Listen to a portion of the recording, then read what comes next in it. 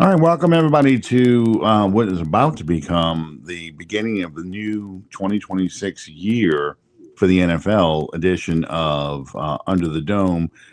Next Wednesday, I believe, is the official start of free agency. I think the Hmm. calendar year starts up um, Monday. I'm not sure, maybe Tuesday. So, but yeah, so we have free agency coming up. The theme of tonight's show, of course, is running on empty next Wednesday. Okay, thank you, Jerry.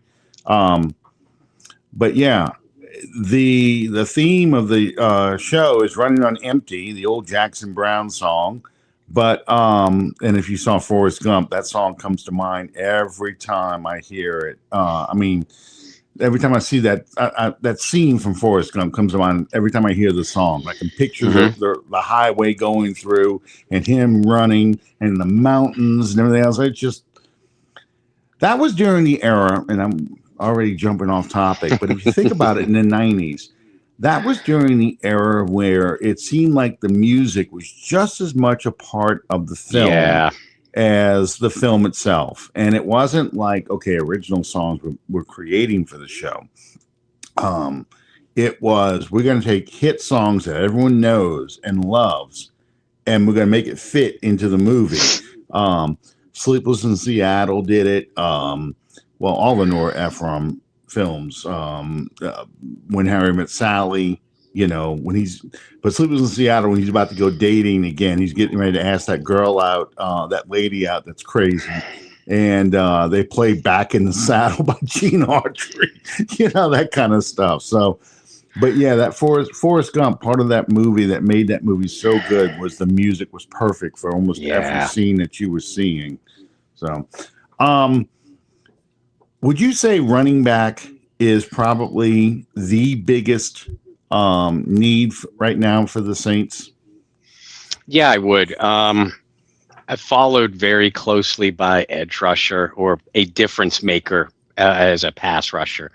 Yeah, But I don't think the Saints have really made any secret about the fact that they want to add to their running back room also.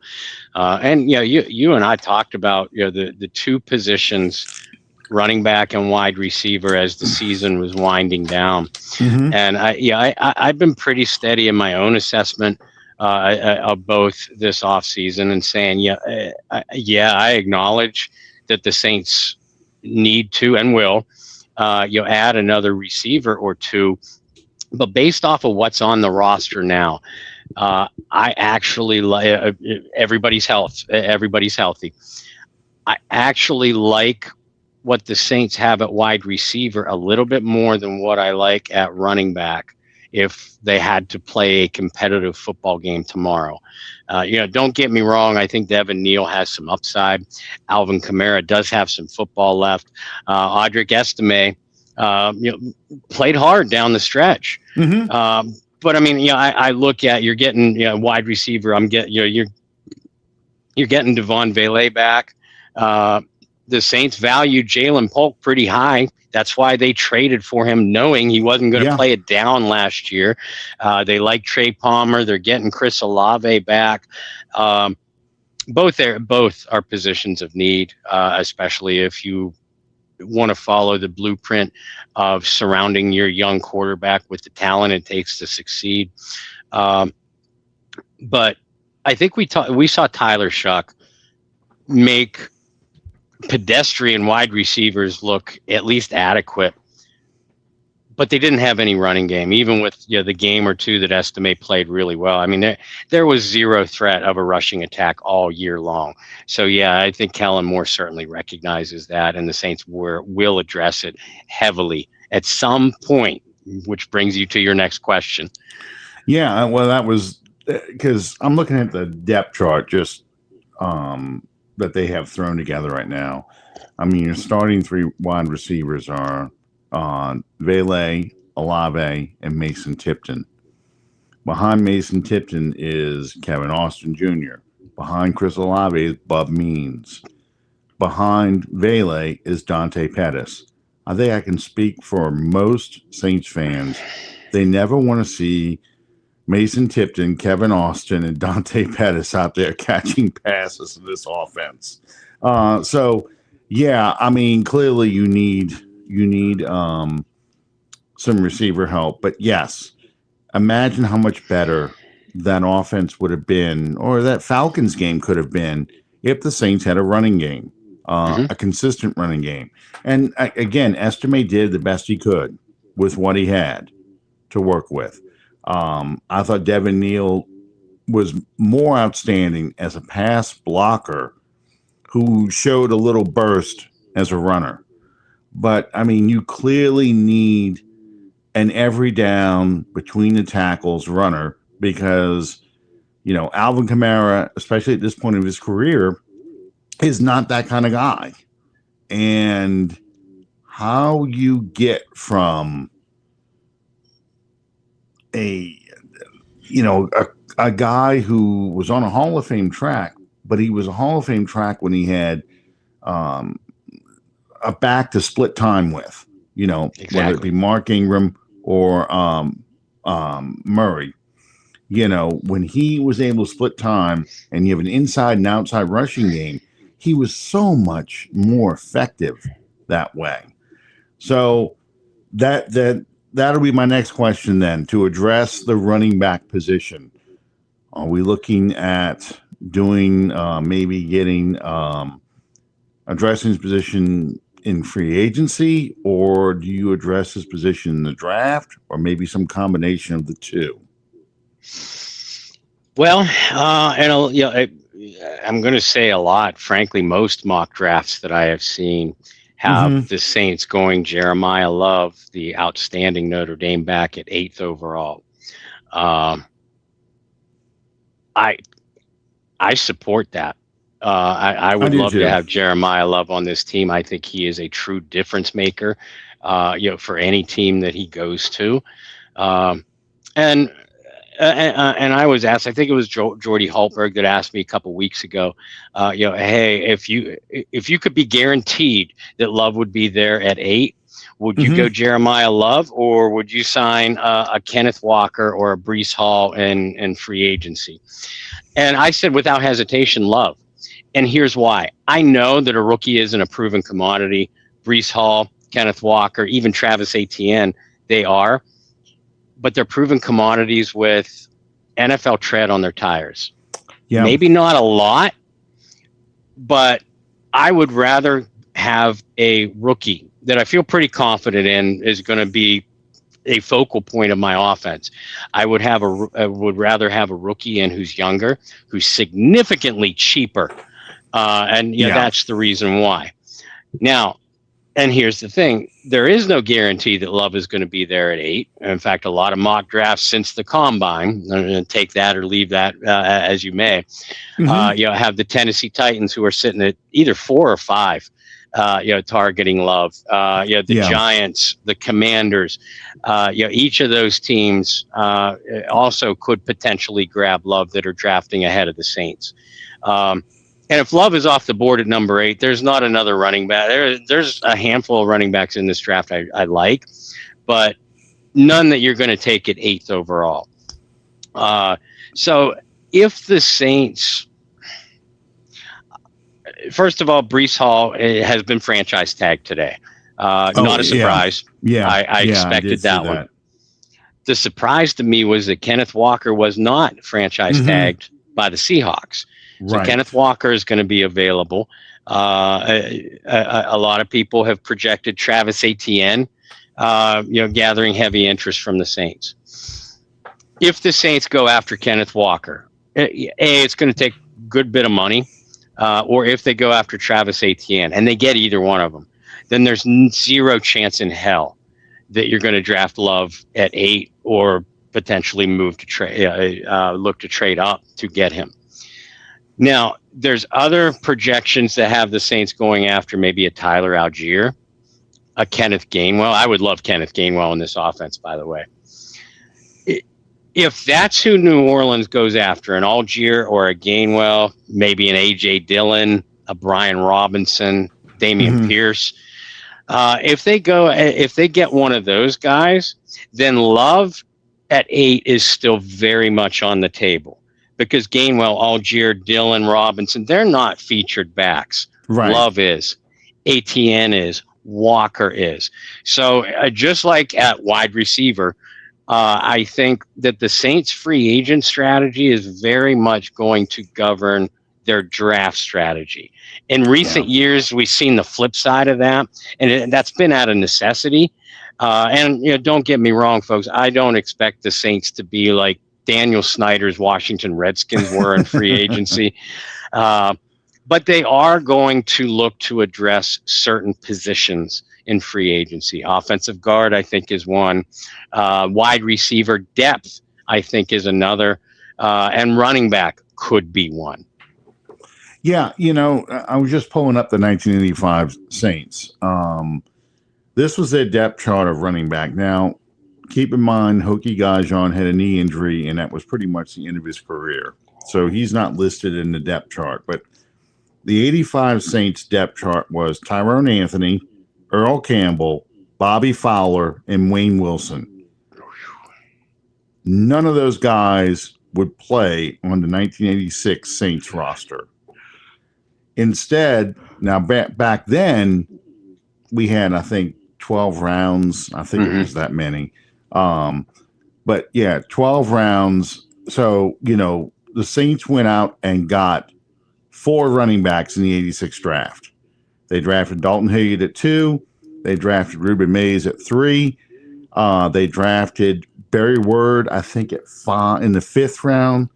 And they drafted Gil Fenerty, like in the 7th or 8th, maybe 9th round, something like that. I don't have that draft pulled up, but yeah, they took 4 running backs because that's how bad Jim Moore looked at that offense and said, "No, you can't. We cannot go in with that kind of team." So you look at that. You look at the current roster.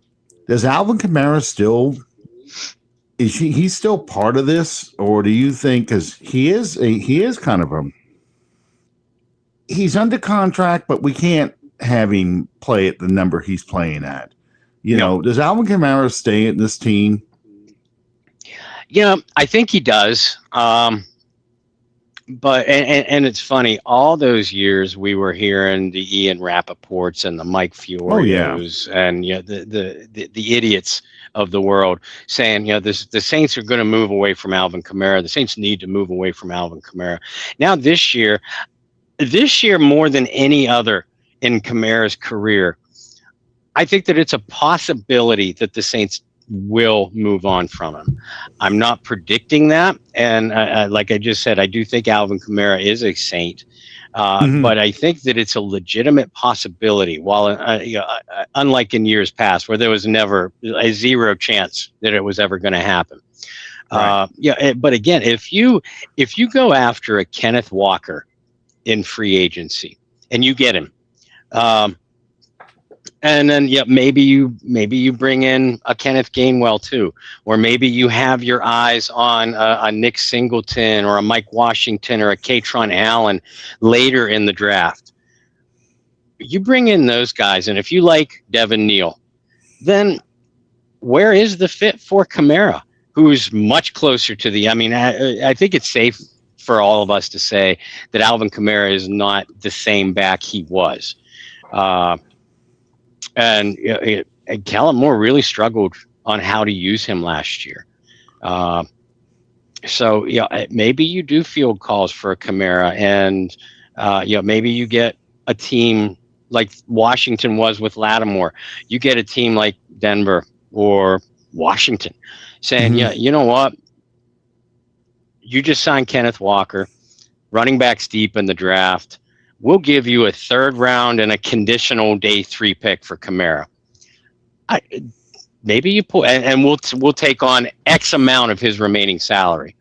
Well, that's tough to pull out, pull away from.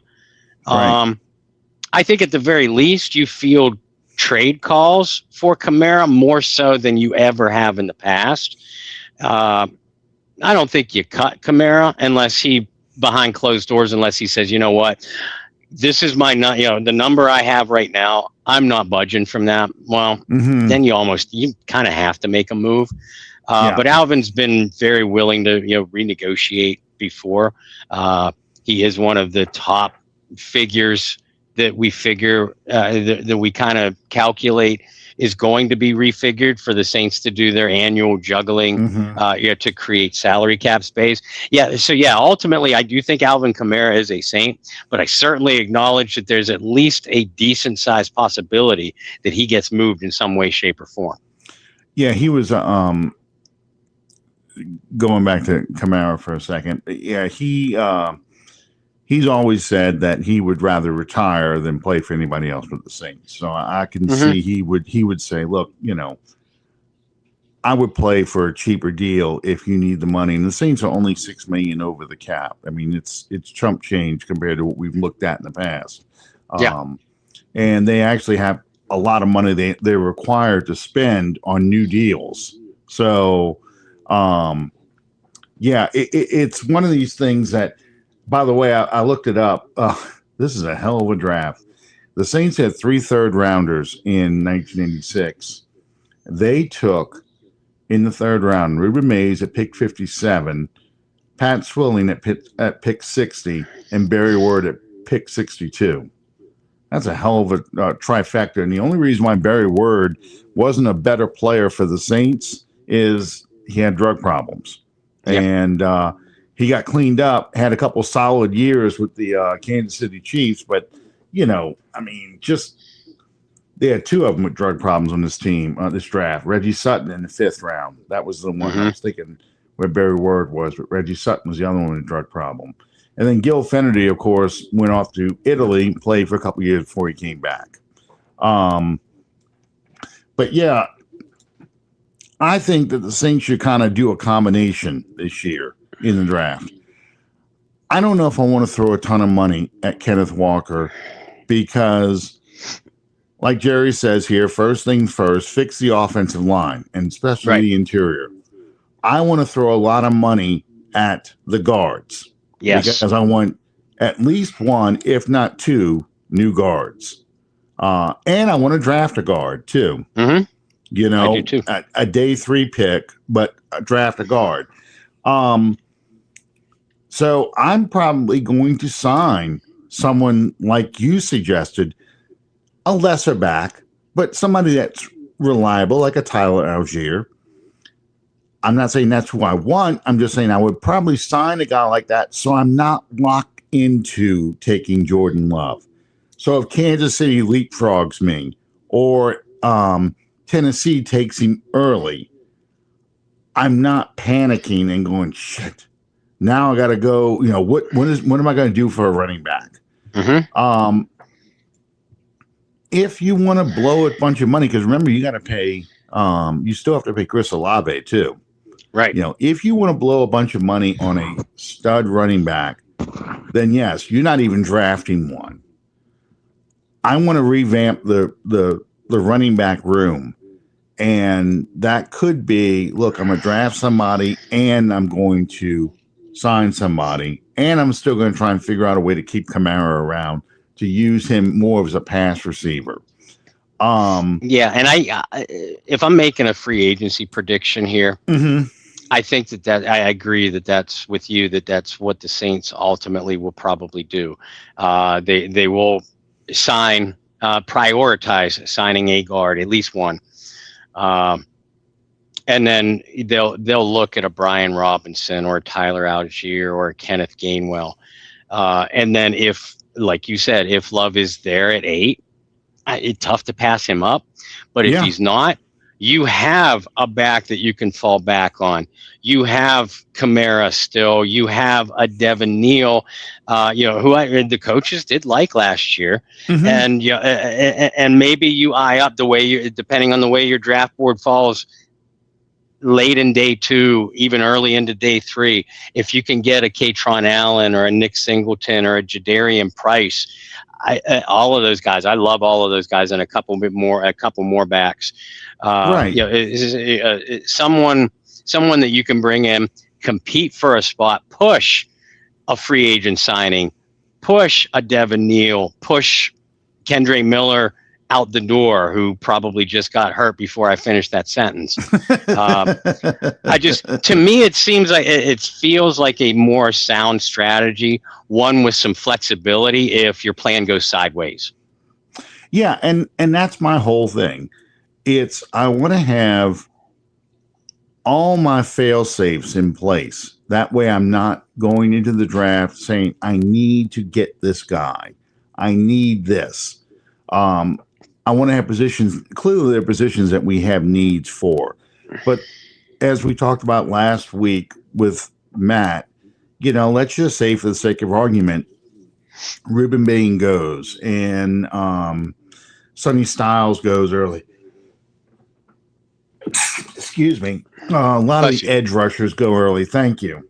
And then somebody jumps up and drafts Jeremiah Love right in front of you. So now you're stuck looking at Caleb Downs, for example, as your target. Or worst case scenario, you're looking at a top receiver right there. Your plan isn't screwed because at worst you're drafting a very good player at 8. You're not drafting a need, and I think that's what I'm really targeting right now. Just give me some. I want Love badly at 8 because I think he would be a tremendous difference maker for this team. I think he would have a similar effect on this offense that last year or 2 years ago Saquon Barkley had with the Eagles, especially if you fix those guards. That's the thing. You've got to fix the guards. So how would you go about fixing the guards then? David Edwards, the Buffalo guard, is the name I keep seeing come up. But Wyatt Teller, who's a little bit older but still effective, he is going to be released by the Browns. Braden Smith, who has played both tackle and guard for the Colts. That's a run blocking offensive line, folks. The Colts are. And Cole Strange from the Dolphins, Zion Johnson from the Chargers. They're all going to hit the free agent market. Don't get me wrong, I would love to have David Edwards here, but any of the other names that I mentioned all have successful starting experience, and everybody except Wyatt Teller is under the age of 30 years old. I take that back. Braden Smith is 30. So you're talking everybody else is 30 or younger. So you're getting quality at the peak of their careers, at least theoretically so. You're going to have to pay. But we've seen the guards for the Saints offense now for the last 3 or 4 years. And abysmal. Abysmal doesn't even begin to cover it.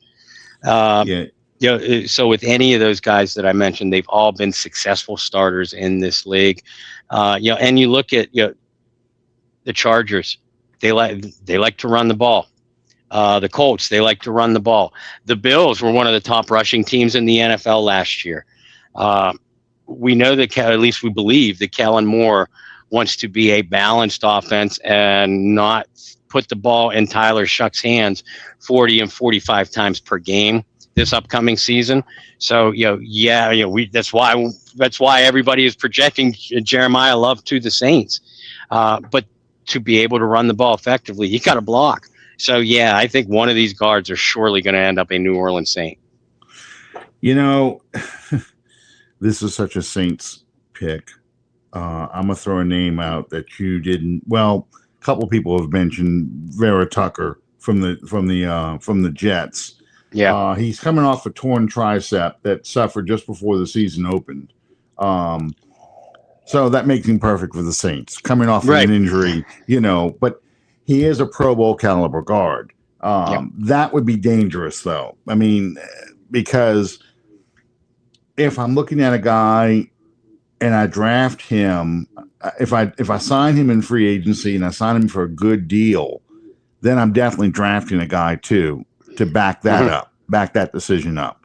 because I don't want to rely on this guy and he tears his tricep again or something else. And now I'm right back to starting. Well, won't be starting Will Clapp anymore because he retired. Right. But, you're starting another, just pick a name out of one of these damn guards that we've been signing out of free agency, Well, and you want at least, okay, I want Cecil Ruiz out the door. With the way his contract, I think so too. I think because of the way his contract is structured, it's going to be very difficult to do this offseason. But if you sign a guy in you say you just sign one guy in free agency, and he's 28, 29, so you're banking on, it's a multi-year contract. He's a starter.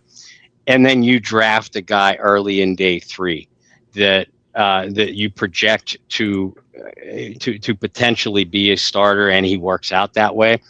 Going to be a hell of a lot easier to release Cecil Ruiz in the 2027 offseason, knowing that you have 2 starting guards already. Right. Because my thing with Ruiz is, I know he's been bad as a center too, but you have him now that Will Clapp is gone. You have him as that guard center backup guy, and very expensive, but you still have him behind you because when you get the injuries, this is when you need him.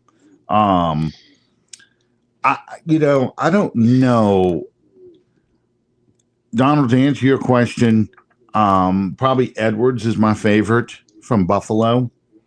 David Edwards, he's 29 years old. I think he's one of the ones that you want to spend a lot of money on because he's proven himself. Buffalo has proven it's a good, solid offensive line. Because when you start getting into some of these other guys, Connor McGovern, I don't know if he really fits what we're looking to do. Zion Johnson, I like him. I like him from the Chargers, but I don't know if the Chargers are going to let him walk. I really don't. Right. My favorites, like you. Sorry to interrupt. My favorites are like you, or David Edwards or Zion Johnson. They kind of top the rest of the list that I mentioned. Yeah. It's just most teams don't let good guards walk. That's the problem, especially good young guards. I mean, you got Kevin Zeitler from I think, where's he going from? Is he in Detroit? I think that's Detroit. Detroit did just release or announce that they will be releasing one of their starting guards. I don't know if that's him or not. Okay, but he's 36 years old. Right. So that's what you end up with in a lot of free agency things. The young guys get grabbed right away or re-signed by their team, and then you're left with a lot of older guys. Or guys coming off of injury. And the decision becomes, do you want to spend the money on a risk, basically, or do you want to go ahead and just draft somebody and just keep drafting, which is what the Saints have been doing. And that's how you end up with the speed bumps. The guards from Cleveland, it's hard because it's so hard to judge anything out of Cleveland because you don't know if it's just a Cleveland funk on them or if it's the coaching. What is it? Why are they so bad? With the Jets, when we take players from the Jets like DeMario Davis, like Jonathan Vilma, it's like, no, they're just a stupid organization. Like, good players walk. So I have no problem taking players from the Jets because these guys show they're good players. But with Cleveland, it's just like, I don't know what to make of these guys. So, I know, and I can't figure it out. We mentioned Wyatt Teller, but both guards are going to be available. But both guards supposedly are going to be highly sought after. You have Kevin Stefanski, the coach, fired by Cleveland, heavily sought after. And I mean, why have y'all not seen? And I'm not denying. You and I both like Stefanski. I like Wyatt Teller. We're not denying it, but as you said, it's hard to figure out whether it's just that Lake Erie funk that's all over these guys, or what it is going on. I mean, you look at Baker Mayfield. Baker Mayfield, as soon as he got away from Cleveland, he got back to, granted he stopped in Los Angeles, but because he still carried it over to Carolina, his little bit of his funk, but gets to Los Angeles, becomes a better player, and is a good player for the Buccaneers. Okay, I'm gonna throw one name out to you. This is an older guard. They thought his best days were behind him when he was at Philadelphia. He goes over to the Steelers. But Isaac Sumalawa, how do you say this man's name? I don't remember. I'm not going to attempt it. Okay. Anyway, he's 32 years old. Yeah. He's actually played some of his best football these past 3 seasons with Pittsburgh. Again, 32 years old. A guy you can probably plug in to a spot, knowing full well you're going to draft a guard, but you're not tied to drafting a guard. You don't have to take one, especially early. You can take a flyer on a tackle that you're going to kick inside and convert him to guard. I think that would be a good, solid move. I don't think that's going to replace Cesar Ruiz, but that could be a guy you would look at to put next to Banks, with the idea that this is the guy I'm going to put in here right now. See if I can squeeze another good season or 2 seasons out of him. Meanwhile, I'm grooming a young guy to take his place, a young guy I've invested some draft capital in. And it kind of fixes your offensive line because you're getting a guard who is playing well, even though he's older. So, I mean, it contradicts all the things I just said about signing an old guy, but I'm just saying, let's say that the young guards are the ones everybody just grabs right away, or the teams re-sign, and now you're looking at, okay, now I'm going to look at the irregular bin at the outlet mall. Which shirt does not have the spot on it? Which shirt has the right stitching on it? That kind of stuff. Isaac and Wyatt Teller, I'm going to call Plan B, and Vera Tucker too. I'm going to call Plan B, because to get a David Edwards, probably to get a Zion Johnson, that's going to be a signing.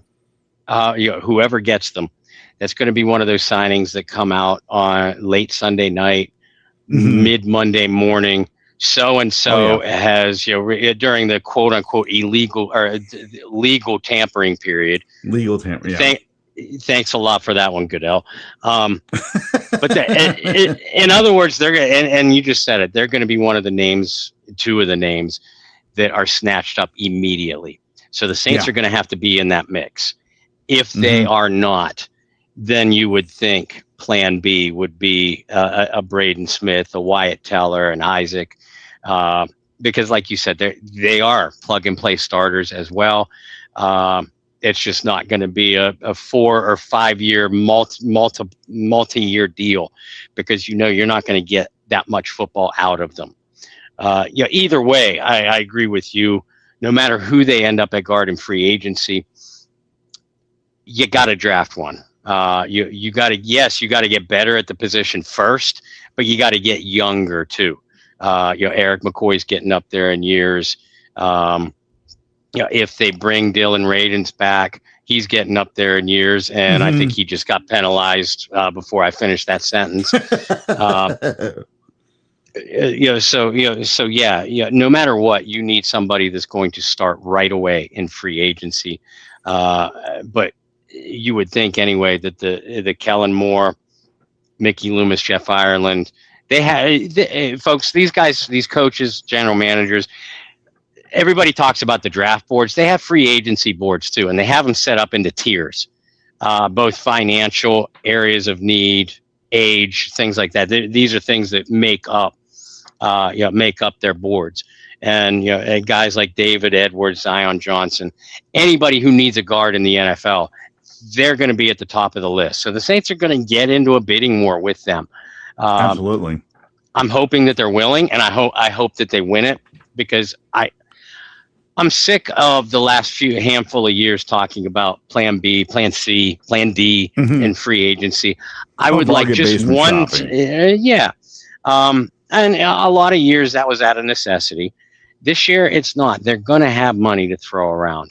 Again, Yeah. not like Daniel Snyder, not like Jerry Jones, but you can identify a position of need, guard, in free agency, and get it checked off. Yeah, Brian, that's pretty much what we've been saying. Double dipping at running back, maybe in free agency and the draft. O line, double dipping free agency and bringing in somebody maybe in the middle of the draft, just depending on how the draft unfolds. I'm going to throw a name out. This is a Hail Mary almost, but this is just something to keep in mind. Sean Ryan from the Green Bay Packers, he was a right guard in 2024, was a replacement starter at center in 2025. He's 25 years old. That's a guy, if the bargains go away, if a lot of the hot names go away, that's a guy that you're probably looking at if you got to sign another guard a week after free agency has opened the doors. Okay. And the reason why I'm saying this guy's 25 years old. He's a young player with a lot of potential. That's a terrible thing to say for somebody who's been playing in the NFL. But it's almost like with Green Bay, he really couldn't find a home, but he looks like a player that is good enough that you could maybe move him into a starting position. This is where your scouts, your pro personnel people really have to, you go back to the draft and what you graded him in the draft and that kind of stuff. You look back at the film. He's one of those guys that if it works, people are like, where the hell did this guy come from? Right. And if it doesn't, you didn't spend a whole heck of a lot of money on him. You can get rid of him. You can get rid of him after a year, but it's just a name to keep an eye on. It's not like I'm saying this is who you take. I'm just saying just watch that guy, Sean Ryan. His name is spelled Rhyan, by the way. And you talked about double dipping at guard, and I'm all for that. What about triple dipping? We want yes. Yeah, I mean, listen, we want Cesar Ruiz gone. Will Clapp retired. Dylan Radins is a free agent. Luke Fortner, who played center last year when McCoy went down, and I thought did a pretty solid job. Luke Fortner is a free agent. What if you can't? I mean, why would you want to re-sign Radins? Clapp's already off the table. You may not be able to re-sign Fortner. So even if you come out of day one, and I use that term loosely, you come out of day one of free agency with an Edwards, a Zion, a Cole Strange. Maybe you do revisit a Sean Ryan 4 or 5 days into free agency. Because again, just like we talked about with running back, you have your guy, you have another guy that you feel pretty confident that can start games for you. So all of a sudden, you don't need to draft one. You'd like to. You don't have to, because as soon as you talk about we have to get this position in the draft, then you end up overdrafting. Yeah.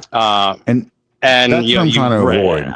Right, exactly. I mean, we've seen the Saints do this more or less on the defensive line at pass rusher. That's how you end up with a Marcus Davenport. It's how you end up with a Peyton Turner. That's how you end up with a Cesar Ruiz. You need a guard. Oh my God, the offensive linemen are starting to go. A lot of people had Ruiz pegged for a 3rd round pick. I don't think he's going to be there. Let's draft him now. You don't want, like you said, Alan, you don't want to be in that position. So if you get a guy like a Sean Ryan a few days in, and you already have previously signed a guard, I'm not against that strategy whatsoever. You could still draft one if a guy you like is in early day 3 or something like that, because offensive line is a position of need and need and need and need and need. The only position safe on this line, in my opinion, are left tackle and right tackle. You're right. Period. Absolutely. I mean, even the center, even the center, you have to look at, because, how much longer can he's missed 2 seasons, significant time with injuries. How much longer can Eric McCoy play? And we don't know. We really don't know. I mean, if he gets injured again, I think it's time to cut bait with him. But he is a top center when he's healthy. And you want to avoid, and this is kind of why the good thing is you can't afford to cut Cesar Ruiz right now. But I don't mind leaving him as a backup center, maybe behind McCoy if I have to use him as center, and see what he does there. I think he was miscoached or poorly coached when he tried to play center before for McCoy, and they just wanted to leave him at guard. But maybe a different coach can find a way to get him. I mean, Will Clapp is now on the coaching staff. Maybe they can find a way to turn him into a center backup at least. So you're limiting the damage that you could possibly do to your offense, but you're also not taking a big hit as far as salary cap with dead money. Okay, we're going to talk about the receivers in a minute, but I want to talk about your subject and my favorite subject when it comes to the draft and the NFL. I mean, the Saints. Tight end. The Eagles announced the other day that they are not going to re-sign Dallas Goedert. They're going to let him test the market. You got Cade Otton out there, Isaiah Likely out there. Travis Kelce, which you're not going to get him. I mean, he's David Njoku. David Njoku. The Titans tight end Chisholm. I can't even pronounce his name. Okonkwo. Thank you. Yes. Dallas Goedert is 31 years old. He doesn't block or move as well as he used to, but you're looking at a guy at 31 years old. He could probably do some stuff for you, at least give you a second option, because here's the other problem you have when you want to spend money on wide receivers, on tight ends. If you're going to spend money on tight ends, you've already got a lot of money tied up in Juwan Johnson. Yep. So do you really want to invest that much money into a tight end? I don't see very much in the draft that's an upgrade over what you've got, but you need tight ends. This offense needs at least one inline blocker tight end. Yeah, they do. And Goddard has played for Kellen Moore. If some of you folks might recall, right after the Eagles won the Super Bowl last year, everybody knew that Kellen Moore was going to be the next Saints coach. Goddard was one of the Eagles players that came out and gave Moore a glowing review, saying, "New Orleans, you're getting a good one," paraphrasing. So we know that the relationship is there. Dallas Goedert, if you'd like to be a New Orleans Saint, I could be in Philadelphia in about 6 hours and help you pack. Absolutely. I would love Dallas Goedert in this offense. And at 31 years old, you're not paying him as much as you would pay a David Njoku. And that's an important. I love Njoku. Don't get me wrong. I always have. But the money that you invested in Juwan Johnson, like him or hate him, folks, Juwan had a career year. Kellen Moore used Juwan Johnson very, very well. But who do you have behind him? Even if you bring back Foster Moreau, that's a blocker. Right. And a very and yeah, he's more of an H back at this point of his career. He's really he's not even a good solid inline blocker. No, he's not. Yeah. Certainly not anymore. And you don't, Jack Stahl, same thing.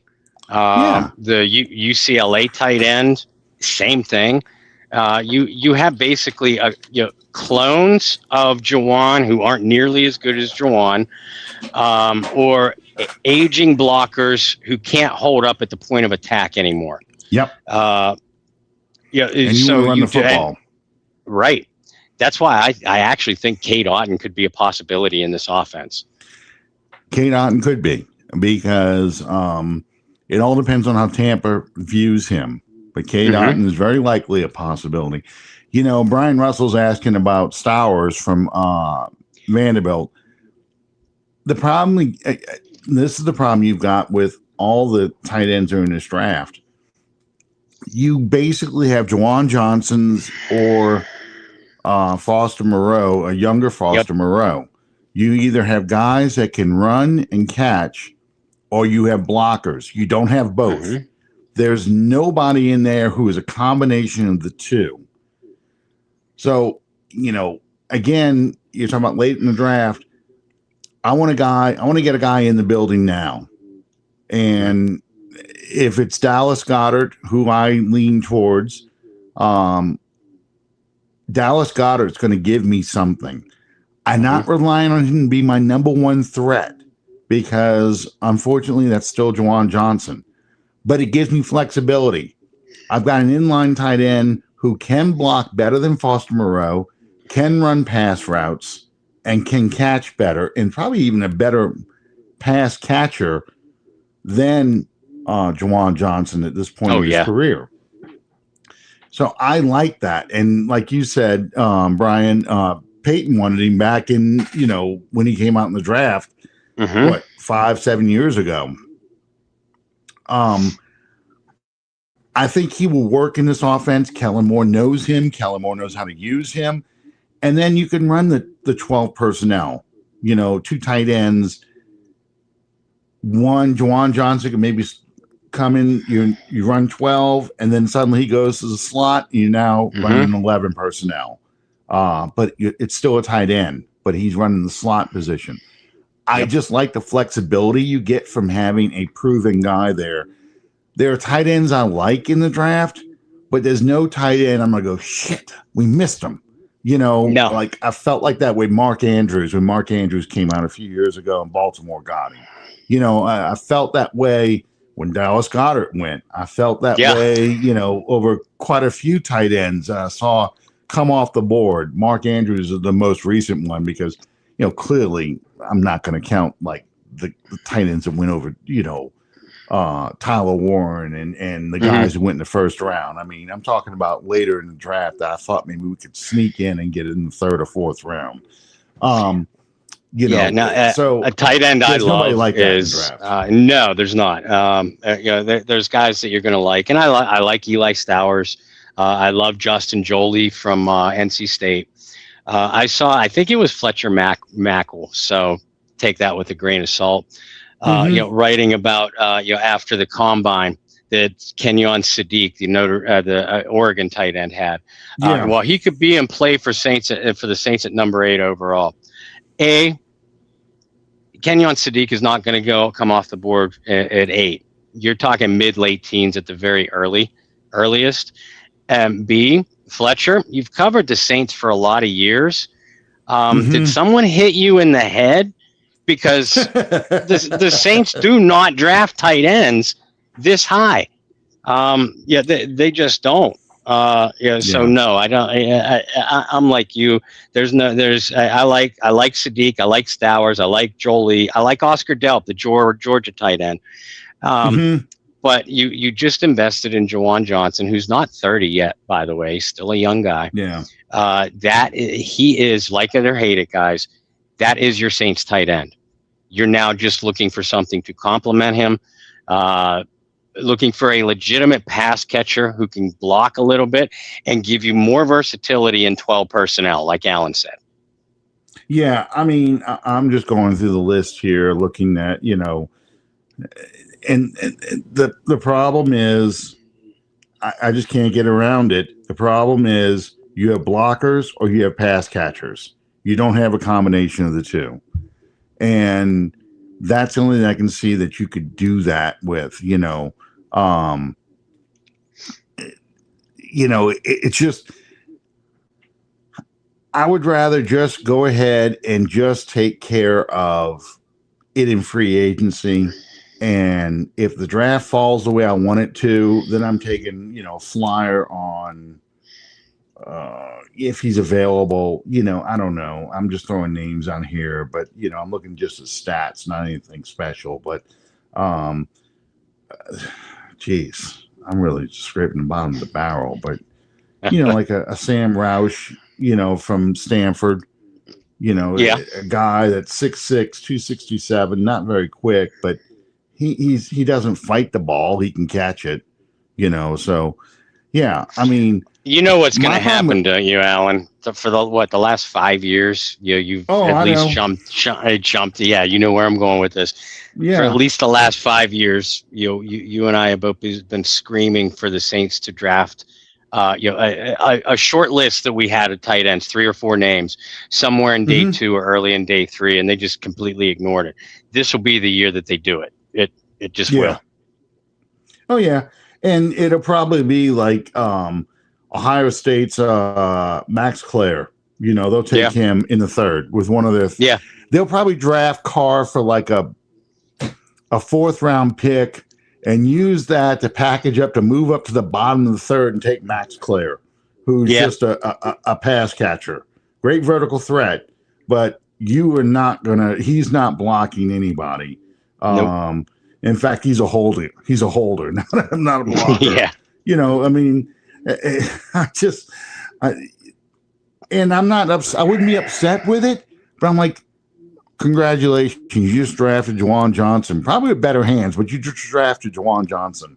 So, it's tough. I mean, and I do want a new tight end on this team, but I don't know. And Njoku Lively, I like Lively. My only concern about Lively is his hands. Yeah. And I think someone's going to pay a lot of money for Lively. Yeah, and they certainly will for Njoku. And again, the Saints already paid Juwan Johnson. That's why I'd love Njoku. I'd like Likely, but it's also why I don't think it's going to happen. Right. And so that's why I'm looking at Dallas Goedert. There's some history there with Kellen Moore. He knows the system, would feel comfortable in the system. Moore would have a vision for him, so I'm okay with that. Well, Calvin, I'm getting ready to put Calvin's comment right here. Yeah, I know. I'm the same way. Brian, I'm tired of the low round draft picks, borderline, undrafted free agent tight ends too. That they're just bodies, Yeah. Calvin's still waving the flag for the big fat ass nose tackle. And I'm all for it. We're going to talk about defense in this next week. So let's talk about receivers now, because receivers are like the luxury, kind of I used to say Jaguar fit in with this, but the Saints receivers are always, or receivers in the draft are always the exotic sports cars, and the Saints always manage to get the one that's always in the repair shop. I mean, you get that nice, expensive, and Jaguar used to be famous for that. Get that nice, expensive sports car, but it never works. It's the electrical system sucks. There's something wrong with the transmission. Something's going on. So the receiving core, we talked about it earlier. None of us want to ever see Dante Pettis, Bell, Kevin Austin, or Mason Tipton out there catching passes. So once you get past Olave and Valet, when we don't know what Polk is, he's a mystery box. Trey Palmer, I don't know what happened to his hamstring. He had maybe get a hamstring from a Kendre Miller or something. Yeah, I mean, I've never seen a guy have a hamstring injury. They didn't tear it, miss an entire season for that. So what do you do at receiver? Do you try and add a body to this group in free agency and draft a guy too? Yeah. Now you're not going to pay big money to a receiver. Mainly because you're about to pay Chris Olave. And even if it doesn't happen before the draft, folks, it's going to happen before the midpoint of the regular season. Mm-hmm. Probably one of those day or two before training camp. That's going to be the breaking news. So Chris Olave is going to get your extension. I would love Rashid Shaheed back in a Saints uniform. Absolutely love it. I love Rashid Shaheed. We would get arrested for theft for that. I know. Because I think, and they still need a big-bodied receiver. I was impressed with Vele's contested catch ability, and I think that really adds something big to this offense. But you need somebody else. But you also need, and we saw this when Shaheed got traded, you had zero threat in the return game. So I mean, you got to find it from somewhere, whether it's a backup defensive back, a backup running back. You usually get it from receivers, though. So if you don't get Rashid, then maybe you look at a Khalif Raymond, who has some experience earlier in his career doing it. I know everybody wants Alec Pierce. It ain't going to happen. Even if Indy lets him hit the open market, someone is going to pay him a bag. I don't understand why, but it's going to happen. Well, the story I'm hearing right now. Okay. The story I'm hearing right now is they're going to pay Pierce, and they're going to let Michael Pittman go. Well, they're going to let Pittman hit the market, and supposedly the Saints are interested in Pittman. I don't know how accurate that would be, but that's the rumor that's been floating a lot lately, because they all think the Colts are going to back the Brinks truck up to Alex Pierce's house to get him and let Pittman go. My thing with receivers is if you're going to get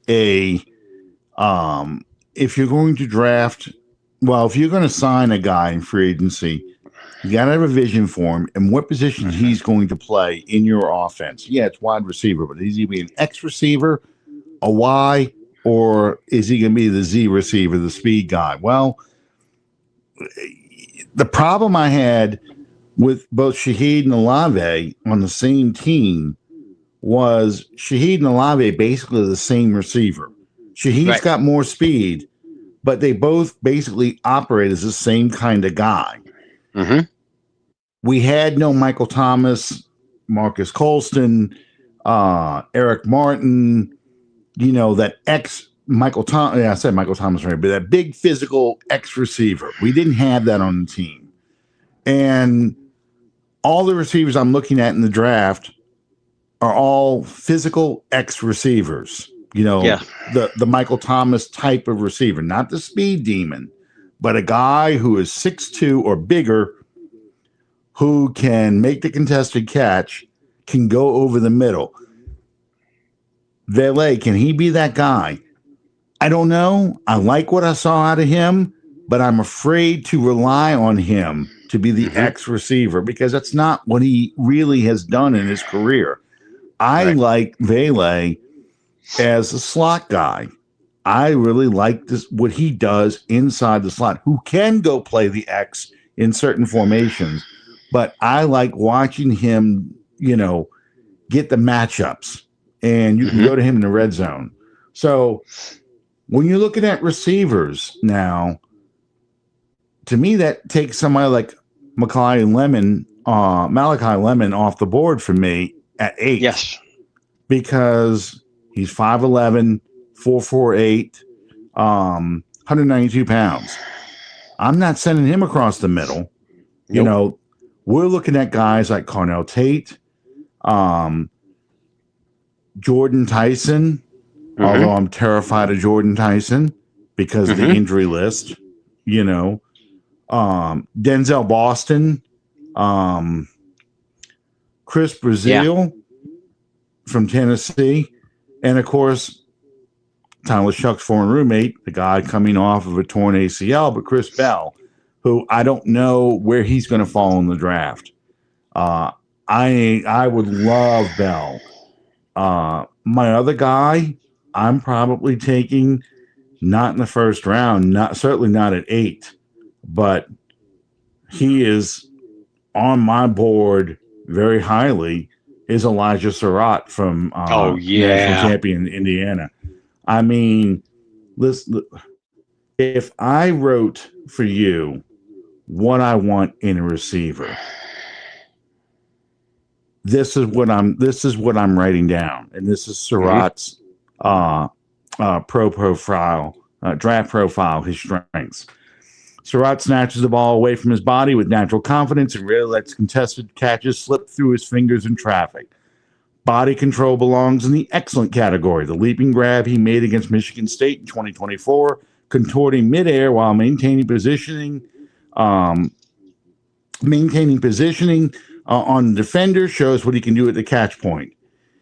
Intermediate route work is where he earns his paycheck. His ability to locate soft spots in the zone coverage and settle at the precise depth needed to move the chains comes from serious film studies.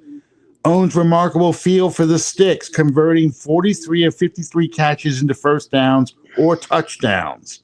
Sets up defensive backs with subtle salesmanship before it breaks. Watch how he uses head fakes and shoulder dips to create separation rather than rely on pure athleticism alone. Brings a physical mentality to the role. My God, if I told you this is draw me up a receiver that can do these things, that's the guy I'm taking. Yes, sir. And he's not even rated that highly anymore because people are in love with speed, in love with you know, the incredible, you know, separation, just burning defensive backs. I'm like, this is what Tyler Shuck needs. This is what Tyler Shuck needs to convert these long drives and keep the defense off the field and wear teams out. And I don't want to oversell the guy because I know a lot of teams looking at him too, but I'm like, that is exactly what this offense is missing because you've got a Chris Olave, because you've got a Vele. I want a guy that I don't have to rely on my tight ends, a guy who can convert third downs into first downs, especially third and long. And yeah, I like Bell. I like Tate. I feel like Surratt is just perfect for us in this offense. Elijah Surratt and Casey Concepcion are my two favorite receivers in this draft. I like Casey Concepcion too. I like Carnell Tate a lot. Don't get me wrong. I think if the Saints go receiver at 8, it would be Tate or Jordan Tyson. If Love isn't there, Jeremiah Love, or the Saints end up somehow getting Kenneth Walker in free agency and they don't take Love at 8. Yeah. I think I have a feeling that the backup plan is best defensive player available. Unless Reuben Bain, David Bailey, Sonny Styles all come off the board in the first 7 picks. Oh, yeah. If that happens, then Carnell Tate, Jordan Tyson, you're a New Orleans Saint, most likely. Yeah. Because I agree with everything you said about Surratt, and folks that have followed my written works for a couple years now, I'm going to be publishing my own draft analysis on all these guys that I've studied my own film work on. But for the sake of time, everything that you said about Surratt, I will agree with. I will nutshell it and say simply this.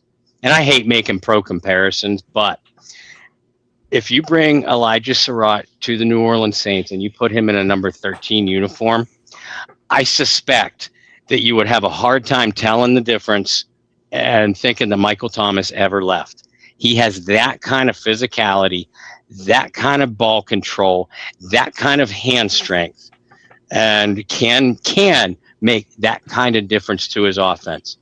And it boggles my mind. Everybody is talking about, I like this teammate at Indiana, Omar Cooper, a lot. Mm-hmm. But because everybody loves athleticism, and Cooper has decent size too, by the way, everybody's talking about Cooper as the first round pick, could go as high as mid and late teens.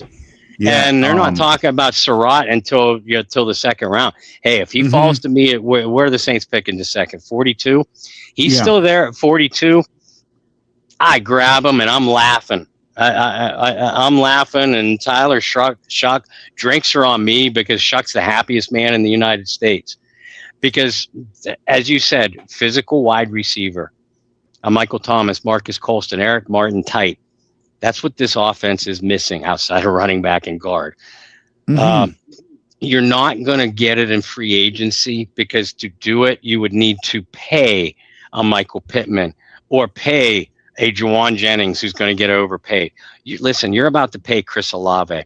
You simply are not. You're just getting out of salary cap hell. It is unwise business decisions. Yes. To pay big money to two wide receivers. No NFL team does it. Even the ones that have their franchise passer on a rookie contract, they have one established big money wide receiver, and then they look to draft another high. If not first round, then second round.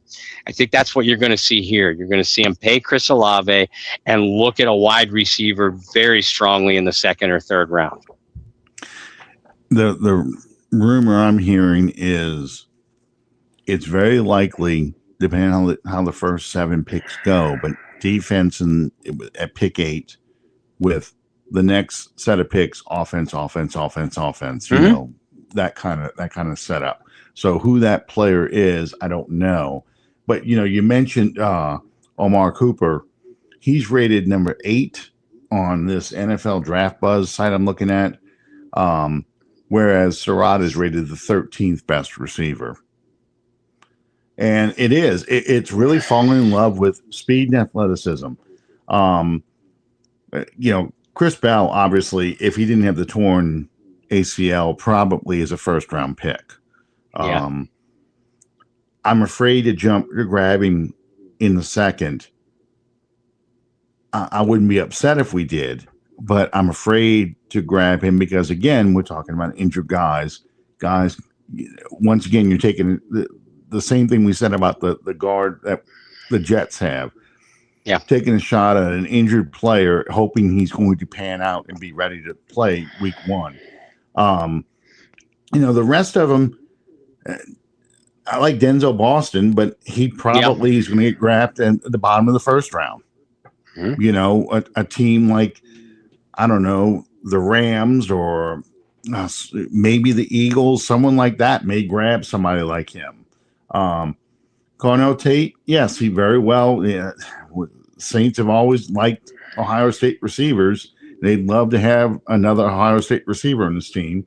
That's a possibility. But Tyson, I'm going to stay away from him.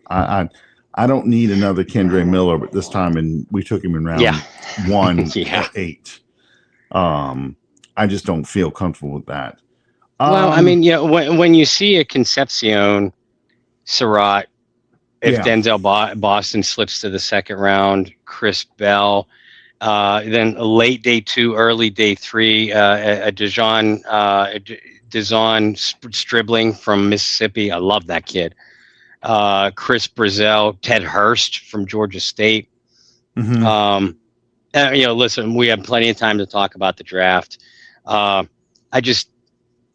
think you can fill a bigger need easier at pick 8 than at wide receiver.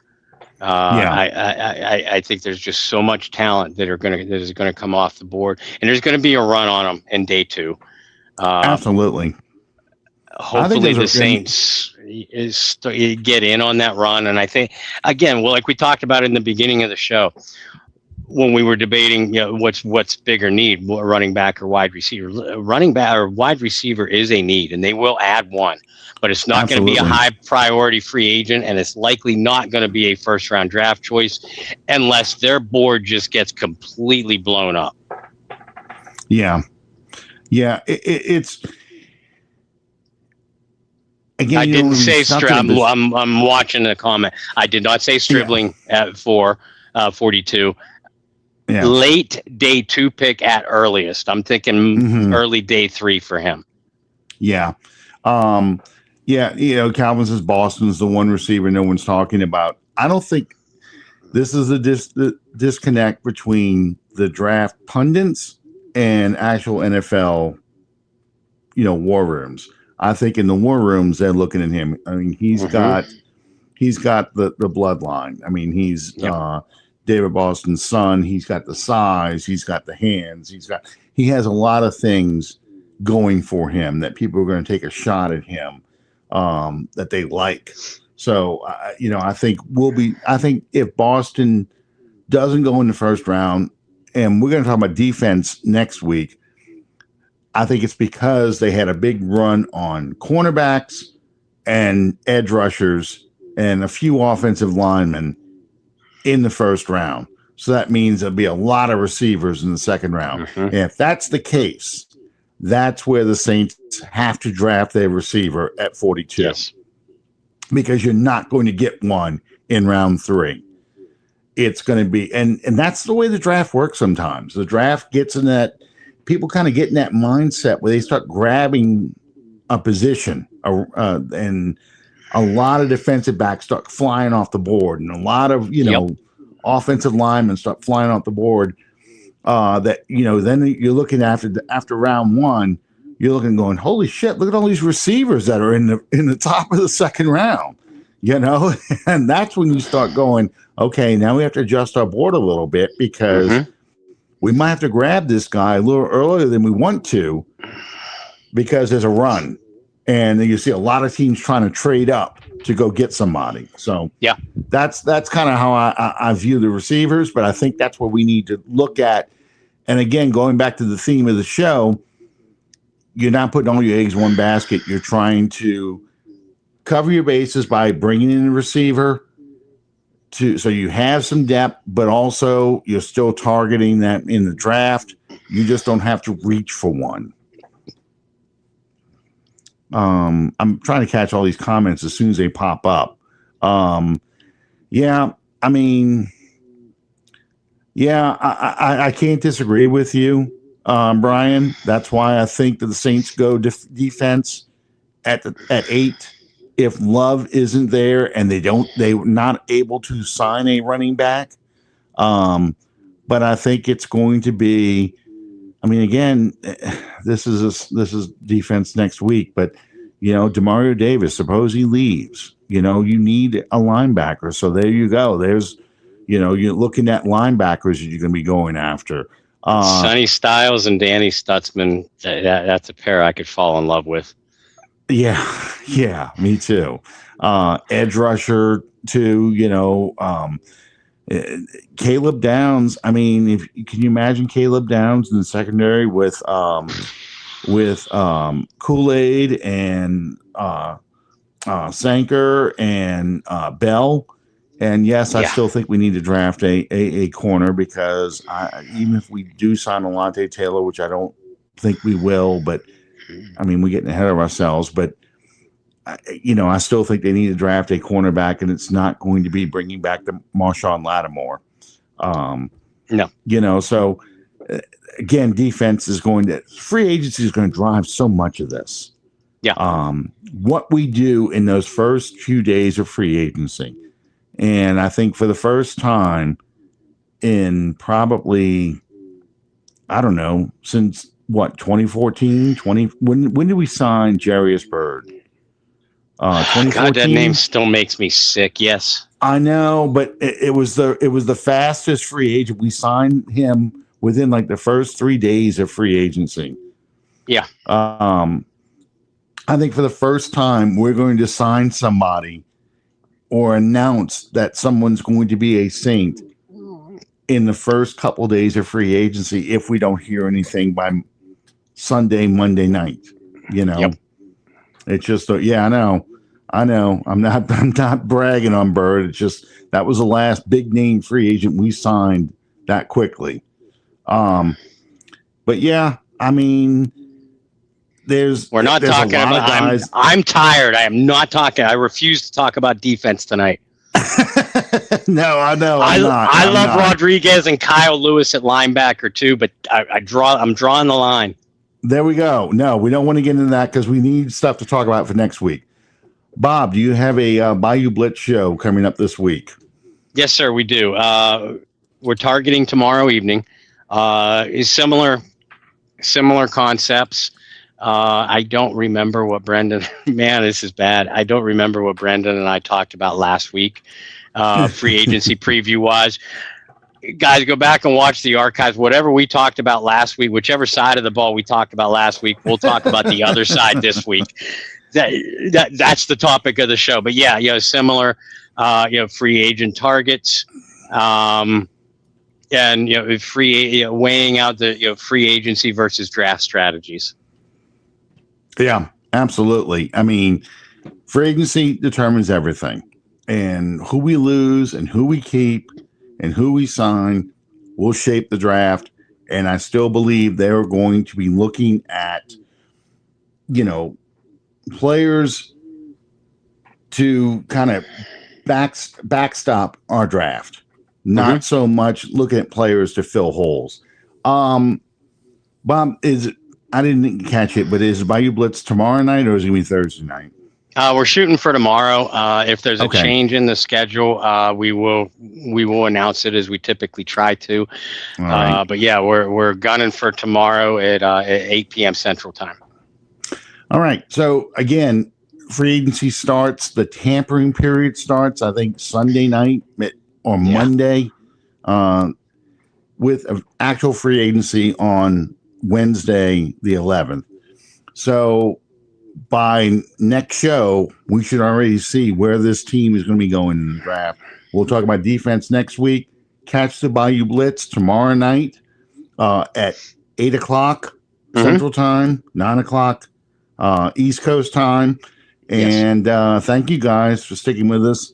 Thank you, Bob, for fighting your way through it. I know you're exhausted, but yeah, there's a lot we could talk about over the next couple of weeks.